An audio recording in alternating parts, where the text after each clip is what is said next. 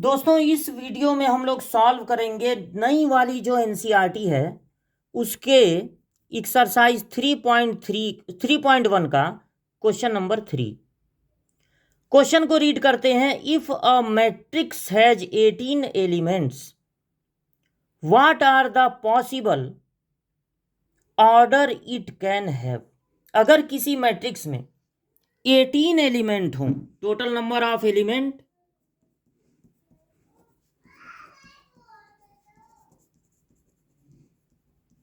हैं 18, तो आपको बताना है पॉसिबल ऑर्डर,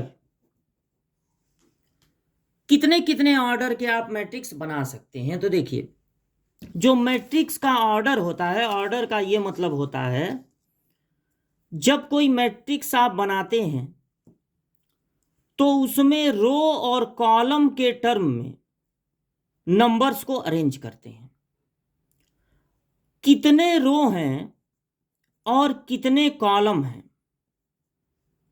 उन्हीं को जब आप ऐसे लिख देते हैं 2 × 3, 1 × 4, 3 × 6, तो ये कहलाता है उस मैट्रिक्स का ऑर्डर। अब अगर 18 एलिमेंट हैं तो पॉसिबल ऑर्डर कितने होंगे? पॉसिबल ऑर्डर वही होंगे कि कितने तरह से आप 18 को दो नंबर्स के, दो नेचुरल नंबर्स के प्रोडक्ट में ब्रेक कर सकते हैं। मतलब 18 को अगर आप लिख सकते हैं 1 × 18, या लिख सकते हैं 2 9 जा 18, या लिख सकते हैं 3 6 जा 18, तो ये सब मैट्रिक्स के ऑर्डर होंगे, क्योंकि आप एक ही रो में 18 एलिमेंट को अगर लिख दिए एक ही रो में, तो 18 एलिमेंट लिख देंगे तो 18 कॉलम हो जाएगा और एक मैट्रिक्स तैयार हो जाएगी। अगर दो रो में आप हर रो में 9 9 एलिमेंट लिखते हैं दो रो में, तब भी उन 18 एलिमेंट से एक मैट्रिक्स तैयार हो जाएगी। तो 18 को आप इतने नंबर्स में ब्रेक कर सकते हैं। और अगर इनको रिवर्स कर दें, जैसे 6 3 जा 18, उसके बाद 9 2 जा 18, तो वो भी नए नए मैट्रिक्स होंगे। 18 1 जा 18, 3 × 6 का जो मैट्रिक्स होगा उसमें 3 रो होंगे, 6 कॉलम होंगे, वो अलग होगा।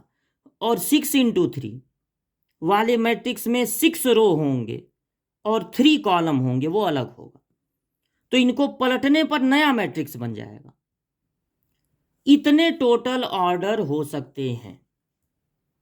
उसी में आगे क्वेश्चन पूछा है व्हाट, क्या होगा इफ इट हैज 5 एलिमेंट। अगर टोटल नंबर ऑफ एलिमेंट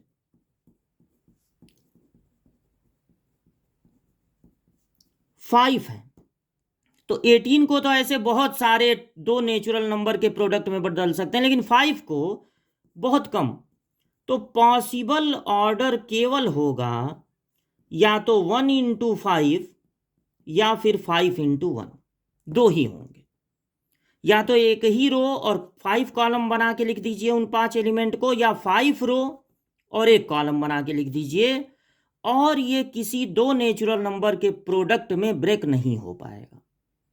तो ये जो दो क्वेश्चन पूछे थे उसके ये आंसर हैं।